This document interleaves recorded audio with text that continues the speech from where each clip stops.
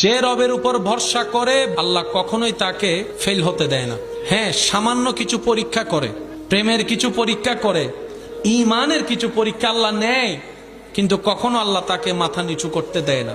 আল্লাহ তাআলা এমন ভাবে দেয় দুনিয়াও তার জন্য ইজ্জতের হয়ে যায়, আখিরাতও তার জন্য ইজ্জতের হয়ে যায়। বলেন সুবহানাল্লাহ। এই দুনিয়াতে যারা ছিল, আছে, থাকবে, এমন কি কেউ আছে যার পিছনে শত্রু ছিল না, বদনাম ছিল না, খারাপ মানুষ ছিল না, টেনে নামানোর মানুষ ছিল না? সব সময় ছিল। আপনি যে কোনো মানুষকে আপনি যদি জীবন রিচার্জ করেন পাবেন। আমাদের চাইতে অনেক বেটার মানুষের, যোগ্য মানুষের এরকম মানুষ ছিল যারা পিছনে নামাতে চাইতো। তো সেজন্য আপনার পথ চলাটা যদি আল্লাহর সন্তুষ্টি মতো হয়, তাহলে চোখ বন্ধ করে আপনি এগোতে থাকেন। কারো সাপোর্ট লাগবে না।